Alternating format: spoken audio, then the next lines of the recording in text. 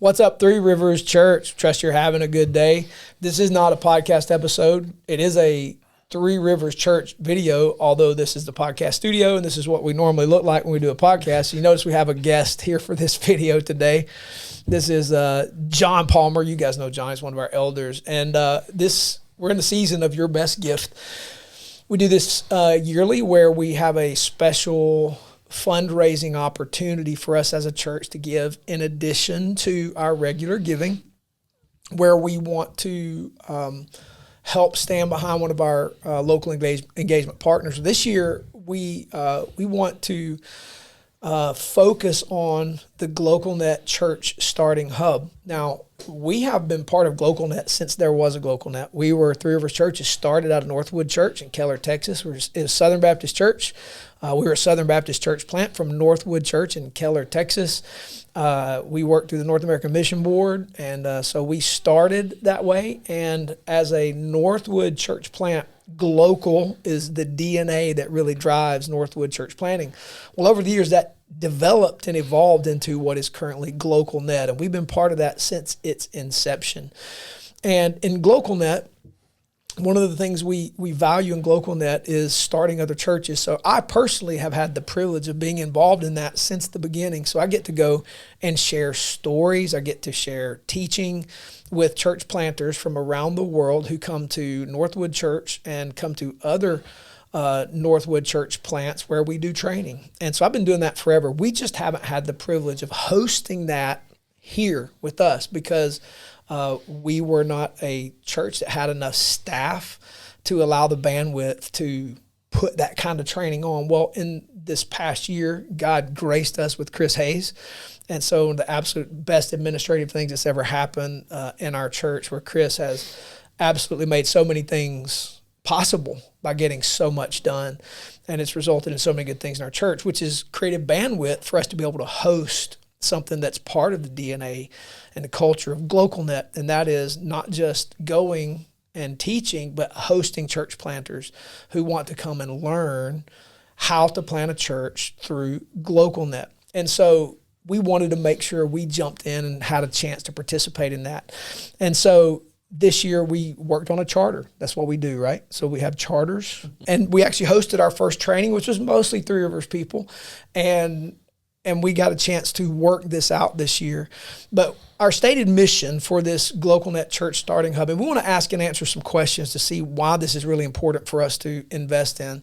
Our mission is stated this way on our charter. We're going to train and equip church planters from around the world for the public square to engage cities and nations. That is, we start churches for the world. And one of the things we're saying GlocalNet is if you're going to be a GlocalNet church, you need to have these things in place. Number one, you need to help us plant churches. So participate in that. Give back to GlocalNet. Come and help us train or host church planter training. You need to work in a difficult situation in your city. So you need to find some way that you can work with your city. That's one of our 4 key shifts. And then you need to find a hard place around the world, and you need to work there. And you need to use domains as your means of working around the world. And so they come through the training and they learn that. And when they learn that, and they get through our mentorship program after the training, we are ready to see if we want to partner with a church plant, and they have a plan in place to go plant a church, and they have to do those 3 things: help us plant churches, work in your city, and work around the world. So we say we want to train and equip church planters from around the world for the public square to engage cities and nations. So we start churches for the world. Now in that we have some objectives. We want to put more of a practice of our vision into play by training church planters from around the world to disciple the nations. So our vision is big at Three Rivers Church: for the glory of God, disciple the nations. Well, we want others to join us in that. And so one of the ways we get others to join us in that is by training them to go do what we do with our DNA. So we want to put more practice to our vision by training other church planters, not just from around the world, but I would go so far as to say from our own church. I would love for God to begin to raise up church planters from Three Rivers Church. I think that's important. Love the fact that most of this cohort that just happened was our people.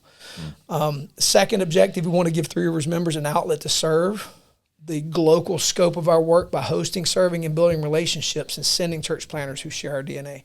So one of the ways we stay connected to the world, other than the way we are connected, is as church planters come through our hub, our people will get a chance to serve with them around the world, because they're going to be hosting. They're going to be the ones, we had a group of people hosting and serving those people. They're going to build relationships with them and stay connected to them.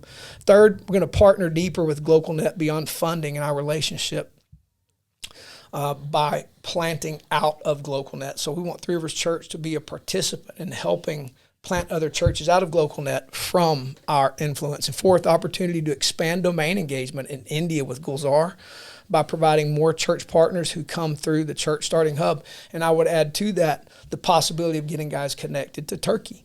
In fact, even in January, I'm going to have a pastor and his staff from Dahlonega, Georgia, come over and ask us about how they can get involved in Turkey and possibly India as well. And they haven't even been through the hub yet. So we'll talk more about that objective a little bit later, but we want to increase, fifth and finally, increase the number of Christian leaders who can engage the public square. GlocalNet training is not just for elders or pastors. GlocalNet training is for domain leaders. And so the question we ask is, what if the whole church were the missionary? That means we train people who aren't just elders, pastors, ministry people. We train domain leaders. And so this training is for them as well. So we want to increase the number of Christian leaders who are thinking KD. SC. So obstacles, funding, not enough interest, and our church is buy-in for it. And so that leads to some questions. And so I'm talking too much, so I have a list of questions that I've asked folks to provide. If they had questions, ask them, and you've got some questions. So John, why don't you lead us out with a few questions, and Chris, jump in and let's answer these questions. No, it's good. It's a really good, and he just went through the charter, if anybody didn't. I think he said that on the front end, but yeah. That's something that we have for every one of the ministries that we have in Three Rivers Church. So if anybody wants to see any of that, we have a charter for every ministry that we're involved in, and so that's where we start. And I want to ask the first question, because I've had this question asked to me before. When we say we're planting churches or doing the GlocalNet based on our DNA, can you describe like the difference between the DNA and like making a replication of Three Rivers Church? That's a great question. When we talk about the DNA, our DNA is KDSC. Yep. And so Kingdom Disciple Society Church. When we plant churches with that DNA, that does not mean they're going to look like Three Rivers Church or come from the Southern Baptist Convention, because the kingdom of God is bigger than the Southern Baptist Convention. Now, this is super important. We are partnered with Send Network and the North American Mission Board. In other words, they send church planters through our training. And we have a pipeline on which they come through our training. And after that training, they have a chance to go through mentorship with us. And they can choose 3 paths. They can choose to stay completely with North American Mission Board, in which there's a great amount of funding. They can co-align with GlocalNet and North American Mission Board, in which they get North American Mission Board funding and they get our continued ongoing support, or they can just be GlocalNet. And with GlocalNet, there's less funding because, frankly, it doesn't take a lot of money to plant a church. And so we're going to talk about the money and why we're raising the money here in a minute. But for a church planter, we teach them the resources are in the harvest. So when you come through this 2-day intensive, we invite folks to come back into a year-long mentorship in which we go through 12 key things necessary to plant a church. Now, we actually charge them for that. Now, they'll be paying for the training. They'll be paying for this monthly mentorship. And at the end of that time, we have a chance to say if we want to partner with them or not, and we can give them a little bit of seed money. But one of the things we teach them is, in regard to money, is the resources are in the harvest. If you make disciples and teach disciples to give, you don't have to raise a ton of money. And so with that framework in mind, KDSC, in this training, we're going to be partnering with folks who believe their Bible and believe God's called them to the Great Commission, who come from a multitude of denominations. We've trained Anglicans, we've trained Presbyterians, we've trained actual Bible-believing Methodists. Believe it or not, there are some of those out there. They're there. And we've got non-denominational Pentecostal guys who come through our training. And so they're not going to be Three Rivers clones. They're going to be people who believe the kingdom of God. And here's why I started with the kingdom. The kingdom is bigger than our denomination. They're bigger than the Send Network. God is doing a work among multitudes of people that defy denominational connection. And so that means we're going to be planting people who have some theological distinctions from us. Like, for instance, we're all going to have to agree, because we have a statement of faith. in the basics of the gospel. Like, we're not going to be planting people who deny Jesus as God, deny the Trinity, or, same-sex churches. We're going to be doing any of that garbage. But if they come to us and they baptize babies, like, we're not going to be worshiping together, but you believe the gospel, and therefore we can work together because you're going to go plant a church, and we say, get after it. If you share this DNA, we can partner with you. It doesn't mean you have to be a clone. It just means you need to believe all the basics necessary to be a Christian. And so we will be planting churches who will not, there will be guys we plant whose elders wear robes on Sunday mornings because that's their Anglican tradition. Some of those guys wear collars. They're not Catholics, they're Anglicans, and that's different, but they believe the gospel, believe in planting churches and believe in reaching the nations for the glory of Jesus. And I'm like, we can track with that. Yeah. That brings up a couple more questions, like more clarification than anything. Because when you look at our KDSC manual, you'll notice that none of the things that are denominational are in there. Right. It is true KDSC. It's learning how to think kingdom. That's right. Which has nothing to do with denominations. That's right. But when we talk about that within Three Rivers Church, and we talk about unity, and how we don't allow certain ways of teaching of what we believe as a church allow disunity within our church. Correct. So talk through that a little bit about how that arranges within our local church versus how we teach KDSC. When you talk about church membership, you're talking about us partnering together, not just on the essentials, but also on some secondary issues too. Because what we're saying is we're going to agree to be about the Great Commission together and gather together around a common mission, vision, strategy, and tactics to go about the Great Commission. And that requires in church membership for us to have a level of agreement that's deeper than just locking arms with somebody who wants to reach India. Yeah. And because in Christendom, in the global work of the gospel, there are some theological distinctions on what we would call second-tier issues, such as baptism, such as the actual use of a facility. You're going to find some distinction in regard to church government. Elder, pastor, are they the same? Are they different? Are they tiered in some manner? Or even like in Presbyterian life, you have like what's called a presbytery, in which there is doctrine and practice set up here, and downstream, everybody's got to line up with that. Well, it doesn't work that way in the Southern Baptist Convention. It's in fact, it's bottom up. The organization exists to serve the local church. We're completely autonomous. We're accountable and responsible to nobody but our internal selves. Yeah, and Jesus. And that's right. Jesus is the chief shepherd. We trust he's at work. That's right. Kind of important. And so what that looks like is the level of unity required to be a local church is different than it is to work in partnership with other people around the world. Yeah. Because we're not going to be gathering to worship together. We're saying we agree on this mission right out here.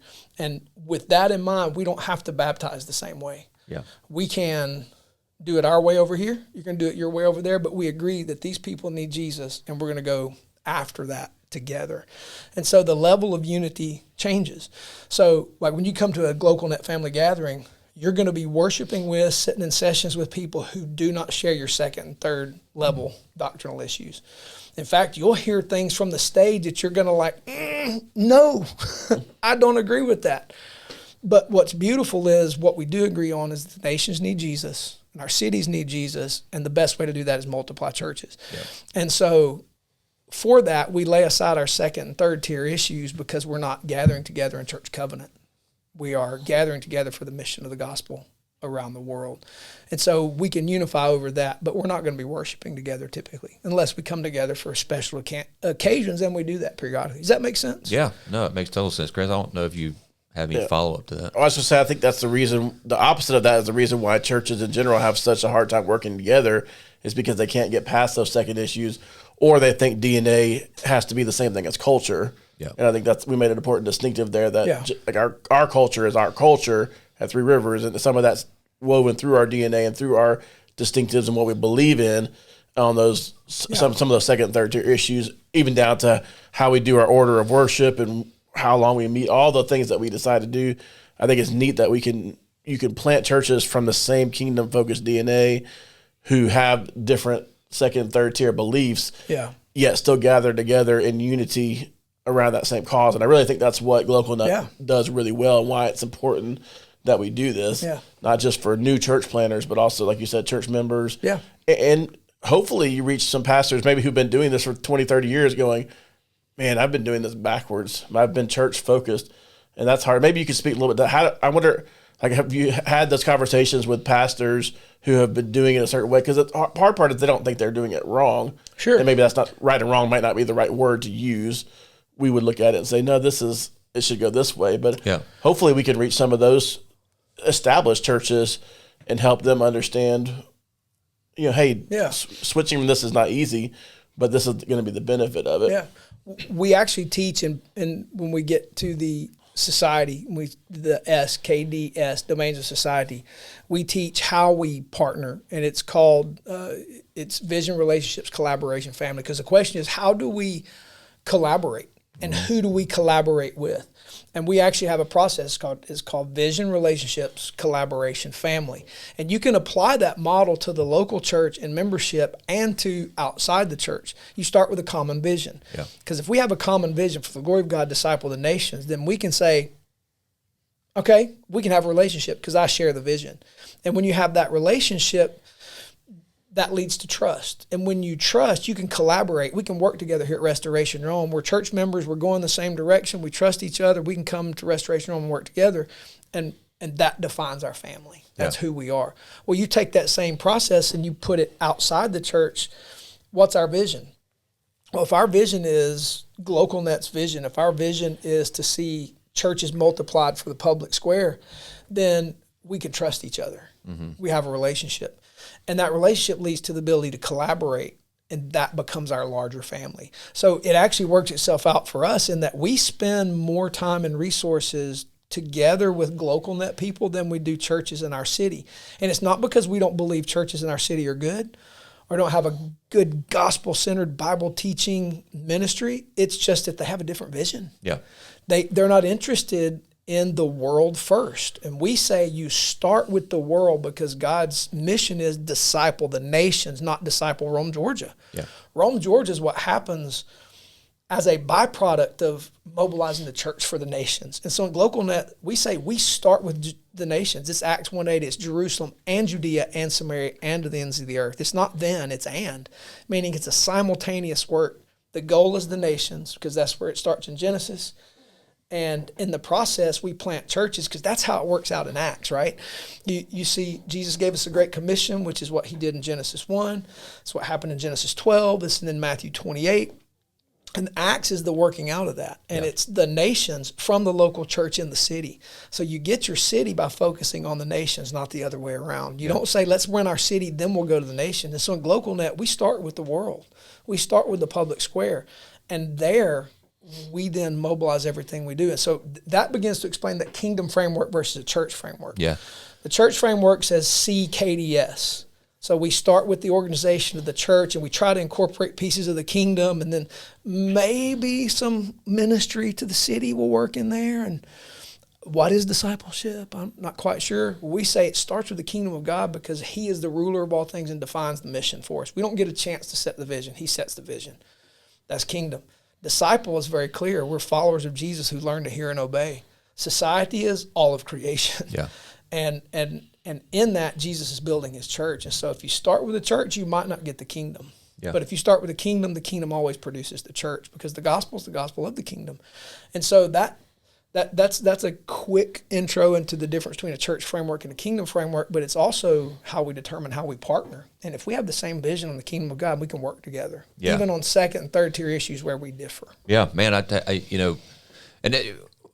we would be foolish to not think. I mean, I come from a framework growing up. I came from the Presbyterian Church. When I started coming to Three Rivers and actually really honestly started reading the Bible for myself, I started having a personal relationship with the Lord.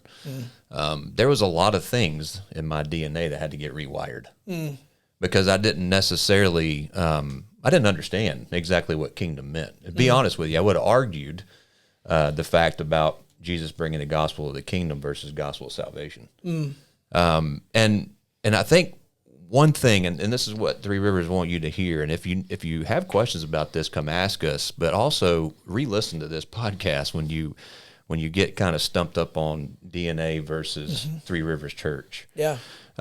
Because we preach pretty hard on some. When I say pretty hard, I'm saying we're pretty set on what we believe as a church, right? Go back to our baptism series. Absolutely. Pretty much. I mean, we are believers baptism. And this is why we believe that. Because the Bible's clear. Yeah, right. And so, but from a framework of someone that hasn't had that rewired DNA, can take away from that becomes a tier 1 thing, right? And it's not. And it's not a tier 1 thing. We can actually work together with people who have baptism out of order. Yeah.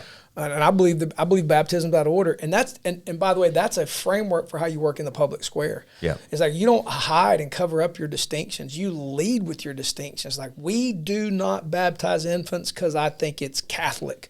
And I think the Bible's clear on that issue. However, I'm going to let you know that. Yeah. And so we're probably not going to be under the same elder leadership together. But that doesn't mean you don't believe the gospel. It just means that you have a different framework incorporating how the sign of the new covenant gets applied. And so it's not going to change how you preach the gospel. And so we can work together, but we're never probably going to be members together. And that's totally 100% okay. But you don't hide it. We don't cover it up. And that's the fun thing about GlocalNet. None of us cover up our distinctives. We lead with them. And there's grace to allow them to be together. But if we're members of a local church together, we have to agree on some second and third tier issues. Yeah. And you got to be clear about that. Otherwise, we'll be fighting a lot. But I can bypass your view on baptism, even speaking in tongues. We got guys in GlocalNet who have different languages, man, and they're not from different countries. And you know what? I can disagree with them about that and may agree with them about some of that, but it doesn't define the vision. Yeah. And so we're probably not going to be members together, but I will say this. These brothers, man, they love the world, and they love the fame of Jesus around the world, and they love church planting, and man, that's worth partnering over. Yeah, man, and they're guaranteed there's some things that I get wrong. Yeah. When I read, right? And it's like, I got to be okay with that. And that's working out our salvation with fear and trembling. And it's like, we can still get after because we believe in the tier 1 things. Like, well, it's fun, even in that fellowship of leading with your distinctives in a Christian circle, is, man, I find that I have some blind spots. Yeah. And I need to learn from Omar. I need to learn from Bob. I need to learn from Kevin Brown on some things that, man, I might have some blind spots on, and they expose me to stuff that makes me think. Yeah. And even if I come to a different conclusion, at least they made me think, and it was a safe place to think. Yeah. And I think it goes back to my point before. It was like you come with a certain distinctive to the table. Yeah. And having to rewire your DNA and and really, like, I'm speaking for myself, what I was taught my entire life. Yeah. And then having to come from a total different perspective, it takes a minute for that to sit. It takes a minute for it to sit to the point where now I can repeat it and I can go execute on it. Right? Yeah, that's right. And so, and it's okay if not really fully understanding it to the level of being able to execute to it, but keep listening, keep leaning in. That's right. That's huge. And so that's a big component. One of the questions someone asked is, we're looking to raise $20,000 because that's kind of what we've shot for in the past. We've come up short. We've gone over in the past. But the question is, how will that money be spent, and how does it help plant churches globally? Fantastic question. When we talk about our goal here, our mission, we want to make sure we get these churches connected to their city, but also around the world. That means our framework for doing that happens to be dual. We have 2 places halfway around the world. And what you don't do is you don't just say, go get a plane ticket and show up and lay and figure it out. Yeah.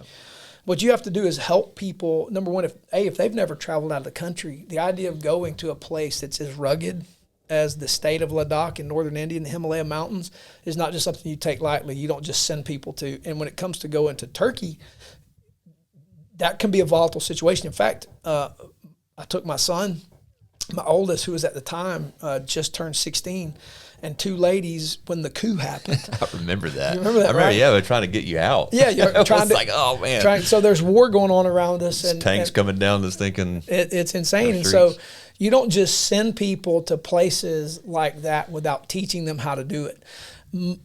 most of the other hubs at this point have full-time people who are devoted to, because when you start year after year getting 10 to 15 men going through church planner training, and you get 10 or 15 people teaching them how to work in their city, but taking them around the world and introducing them to your work and helping them figure out how to do that in a place God shows them, that is a robust effort. Yeah. And so this year and next year, it's likely we're going to have to figure out how to dovetail some new people to go with us, to introduce them to this work, to show them what domains looks like globally, bring them to this building to show them what domains looks like locally. And spending that amount of time and resource getting people around the world is more than one person can do. So the reality is we would like to eventually make this into a position where someone is constantly teaching and training new church planners every year. And that ends up being at some point a full-time job. Yeah. And so we'd like to raise enough money to operate the center, which isn't that much money because the guys who come through are going to pay for their training. But what that money helps us do is to invest in more marketing. It helps us to invest in more resources to give them. It helps us set money aside for when a person decides they want to plant a church, we want to invest.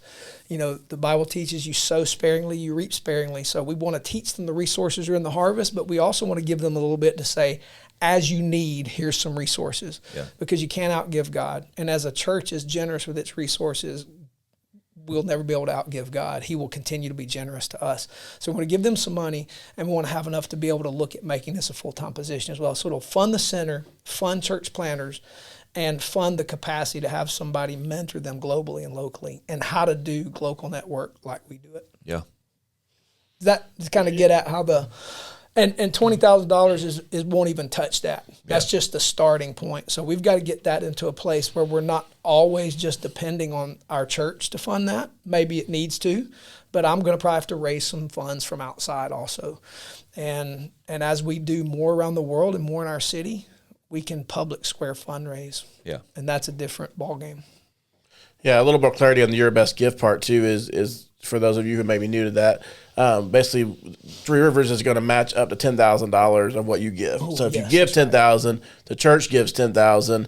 If you give $8,000, church gives $8,000 towards that. That's how we got to get that $20,000 being the goal, which can really go a long way. Yeah. But it also helps us not create this whole other gigantic budget bucket, if you will, to fund it. The ultimate goal is that it will self-fund. So this kind of helps kickstart that, if you will, kind of ignite it, be able to purchase some things on the front end with the goal of, as people continue to come to the trainings and continue to go through some mentorship programs, they're paying for that. And then that money helps continue to fund that program, hopefully into, like you said, a position. Yeah. But speaking of that, I have a question for, I think that might help. You hit on this a little bit earlier, because obviously when people hear, a lot of people hear GlocalNet and when we talk about church starting centers, it just screams church planters. Yeah. But it's much more than that. Even when I first heard it back when, in the day, I was like, oh, church planters, that's cool. But really there's a big component about mobilizing church members.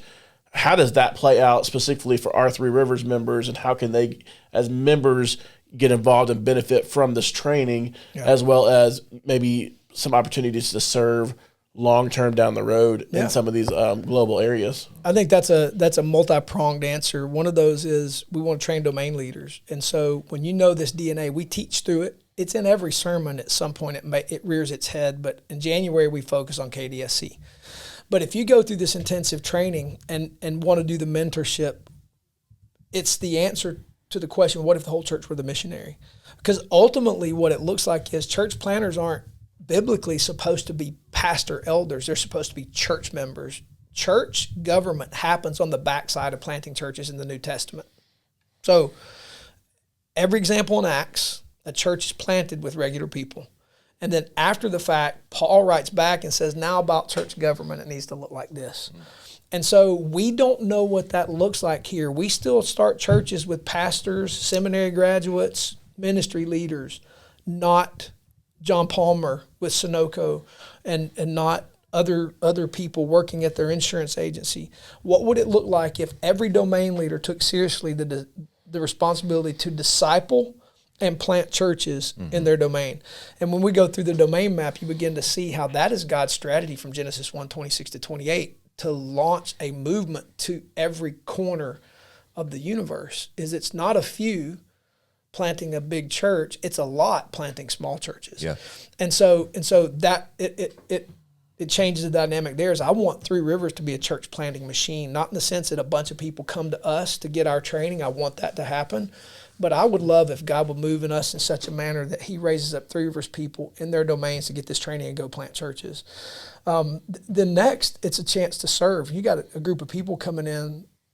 We need Three Rivers people to show up and make sure the food gets where it's supposed to get, that snacks get where they're supposed to get, and that they're interacting with people and building relationships with people, so that as we send people to go plant churches or we take them on trips around the world with us, there is a relational connection to this fellow GlocalNet member, so that when we come to the family gathering every year, it's wild. If you go, and you've been, Chris, we're hugging and glad handing with people we've been working with for a long time, and it's a joy to see each other. And what's wild is when you run across each other in the world.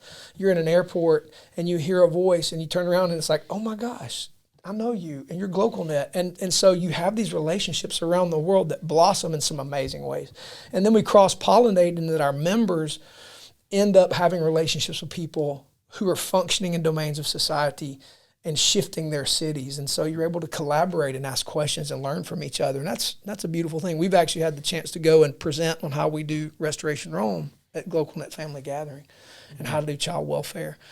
And so the whole church gets to participate in that. And another benefit to that too, I think, is that this, and John, this from the business world, like a lot of times when you work for a company, you want everybody to be able to speak the same language, use the same types of words, because you understand what that means. Yeah. And I think the more members that go through the training, or at least are familiar with KDSC and with the DNA, they start to use those same words, and it starts to become this common language that not only we can speak together, but when people come in, they're like, hey, what's that thing? We don't have to say, oh, you got to go talk to Mitch about that. It's like, no, let me tell you about GlocalNet. Let me tell you about KDSC and what we believe in and what we're doing across the world.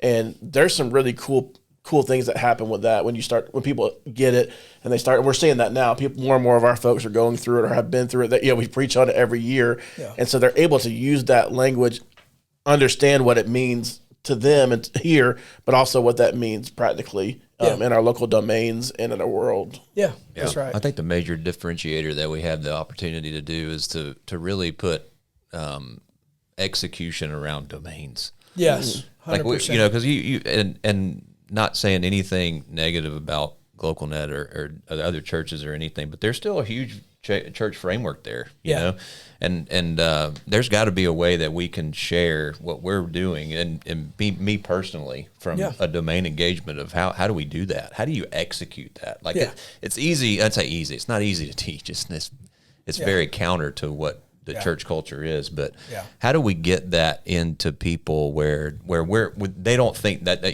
anytime, Chris, you said that anytime you hear this, you think, oh, it's another church plant, right? So it's take someone that's been to the seminary and then put them into a church, and then back to what you were saying, build the church structure, organizational structure, and then. But it's opposite of that. So how do we teach that functionally? How to go after domains is the difference, is what we're trying to make. 100%, and that is that S with those 4 key shifts that we train and teach, and that's what pulls you out of that church framework. Because here's the crazy thing: you can teach a monkey to plant a church.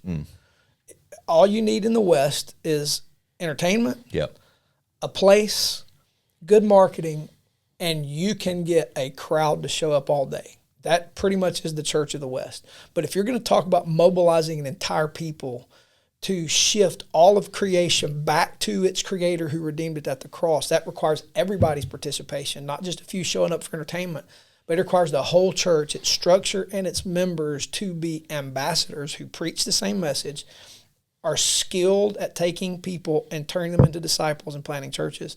And that's where those key shifts come in. We talk about from needs to assets. Yeah. That's where you shift from the church framework to the kingdom framework. We stop seeing ourselves as need machines, and we are heavenly assets gifted by God as ambassadors for the kingdom of God. And so that's one of the ways we shift that. That's the difference between kingdom framework and church framework. Is we're not a church full of needy people. We're a church full of assets to be mobilized. Yeah, and it goes back to the post of this training. I'll make this very clear. Yeah. you're sitting through a 2-day training, 2-day right? intensive, yeah. 2-day intensive. So you're learning a lot of information. Yeah.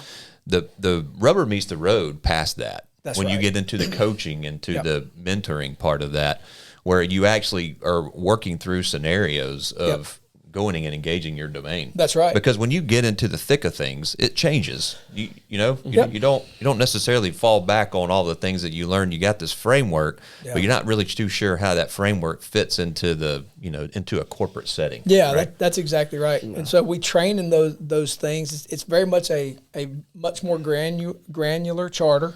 But into that process too, they have to all go through. They don't have to do it, but they also won't work with us. But they have to go through an evaluation process with North American Mission Board, and we'll get a thumbs up or thumbs down on their preparedness.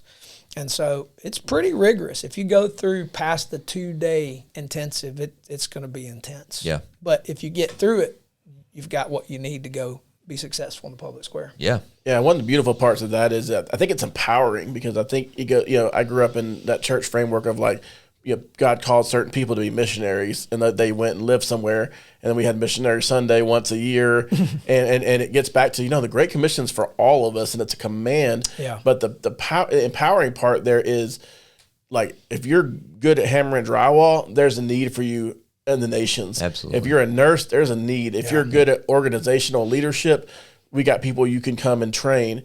If you're good at water working and building wells, whatever it is that the Lord has uniquely gifted you in, He has uniquely called you to use that here and abroad. Mm-hmm. And there's always a need for that, whether it's with our folks in India or another country or a place we haven't even gone yet, because He hasn't, that person hasn't recognized, oh wait, I have a need, and here's a need as well. Yeah. And it's empowering, but it's really cool to see people do that, go and use their gifts in that setting to serve others, and then ultimately to bring about the kingdom. Yeah. One question I got too was helping other pastors and domain leaders adopt the kingdom framework. Has it trickled down to impact society?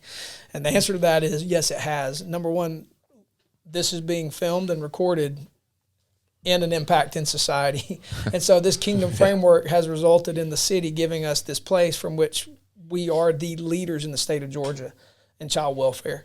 And so that's example number one. Example number two, come to the family gathering, and every church gathered has similar stories like ours. It doesn't look like ours, but they are key components of what happens in their city, not in like typical church ministries, but at the government level, being able to speak into what we say in one of those 4 key shifts, from working for the city to working with the city. In other words, they are connected to the city government in such a manner they're helping solve problems in their cities and doing it with the framework of the kingdom of God while preaching the good news. And so we're just one story of many. So yeah, it has trickled down to impact society. Yeah, man. Even on the even more micro level than that, I got countless of conversations that I have all the time at work. Yeah, that's based on KDSC, which is totally foreign. Yeah, but once you start talking about it and helping them understand how they use their domains, so all of those little trickle downs, what we don't necessarily see in big kind of new organizations. Yeah, that's the cycle. That's multiplication. Right? It is. It's huge. Well, I think you're a good example of that. You're an elder in a local church who is engaging his domain with this stuff, and like the thousands of employees you impact on a daily basis is absolutely stunningly wild. And so you're an example of that. It's like, does it impact society? Yeah, you do it every single day. Yep. And that's mobilizing the local church. So imagine if the whole church were the missionary like that, right? It's in our domains, we're doing that. So absolutely. What's some other remaining questions? We're kind of getting long, and I'm hoping people will watch all of this, but I think it's necessary. If they're going to drop extra money, I want them to be fully in the know of what we're going for. So what other questions are hanging out we might need to address? No, I think it's good. I think the main question is, if you have questions, don't be silent about it. Yeah. Ask us. And we're willing to answer hard questions. So send them our way. Absolutely. So Three Rivers Church wants you to think about giving in addition to your regular giving. If you put it in, you can give it online. There's a place on our website you can give. You can designate it for your best gift. And so for every dollar you raise, we're going to match it up to $10,000 because God has blessed us in some tremendous ways. And so we're able to do that. And that'll help us get down the road of seeing this become something where we're multiplying people to the nations. Final thing I want to say is, how's this going to help us with our vision? Well, for the glory of God, disciple the nations. We're one church that thinks like this. And there are others who think like this, but there are not a lot who think like this. So one of the ways this is going to facilitate our vision is training up other people to think about the nations from the local church and cities. And when we can do that, we're beginning to actually think about multiplying ourselves around the world, not just starting another church to attract people for a service. And so this is some hands-on practical way to multiply people to the nations. This to me it's unstoppable. It is unstoppable. That's right. Yeah, good point. Well, Three Rivers Church, thanks for listening. Thanks for the time. Think about doing that. We appreciate your giving, and we're grateful.